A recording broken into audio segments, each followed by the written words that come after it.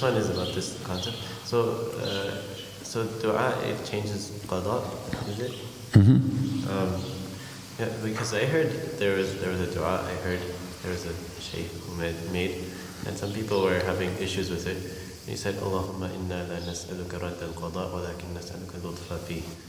And people were saying that what's desired from the dua is to change the qada. So they said they didn't like the dua. I don't know, maybe. Who didn't like the dua? There were some people. Who are these people? In Edmonton? No.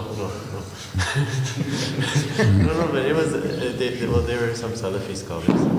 Oh, okay. Yeah, but in any case, so this dua is, oh Allah, we do not ask you to change the decree, but to be subtly merciful to us in it. And that's also a very good dua, and that's a dua that indicates ma'rifah. It indicates great ma'rifah. And you know, there is a story, again, I believe these stories because of the people that told me. You don't have to believe them, but there is a story of a great saint who was sleeping under a big rock. And then Allah revealed to him in the qada that the rock was going to fall on him. Of course, he'd be killed. So he asked this dua. I don't ask you to change the qada, but just to be subtly merciful to me. And so the rock began to drop on him in pebbles, in little pebbles, until the whole rock fell, and then he came out of the pebbles and he walked away. Okay, so this is lutf, and we always ask for lutf, you know, in the subtle mercy. What's the other question? The other question was, I still don't understand with the 13 attributes. Like yesterday, the sister asked, what about benevolence? Like, I'm not saying that benevolence should be one of them, but I just don't understand why these 13, like on what basis have these certain been specified? Okay, so that's a good question. Why these 13? And my answer to that would be that this is ijtihad. Our entire tradition is ijtihad. So in fiqh we have ijtihad, in aqeedah we have ijtihad, in tasawwuf you have ijtihad. We believe that the great saints are given inspiration and knowledge, and that's very sound, but they all do ijtihad. They also do. This deen is a deen of ijtihad, of exerting yourself to find the best answer. And so therefore, in looking at all of this, the scholars of these traditions believe that these 13 attributes are absolutely necessary to teach and to learn, and that this should be the foundation of your understanding.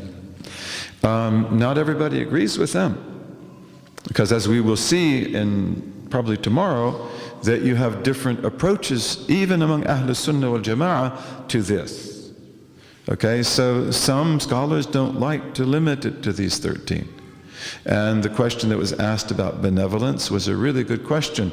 And in fact, maybe my answer was not the best answer to it, because of the fact that Allah insists that He is Ar-Rahman Ar-Rahim. He insists that He is the All-Merciful and the giver of special mercies. And mercy is definitely one of His attributes. But in terms of the 13 attributes, mercy is a function of will and power, because it is an act. So God acts mercifully. And you have many, many other attributes that will come under will and power.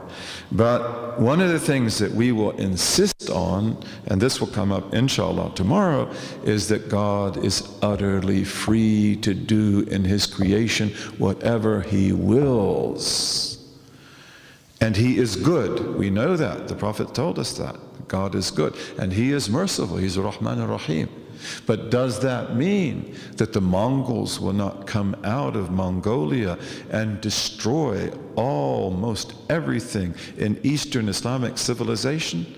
So that cities like Nisapur and Tus, will no longer exist, and Ray, they will be leveled and burned to the ground, and Baghdad, which was one of the wonders of God on earth, will be burned, and all of its libraries will be burned, and the Tigris and Euphrates River will run black with burnt books for days and days on end. Okay, so it's like, yes, but you be very subtle in the way you understand these things, because God also in His mercy and benevolence wills that evil exist and that people be tried. And you know your friends, and you know the things that happen to some of your friends that are so painful you can't even mention them, right?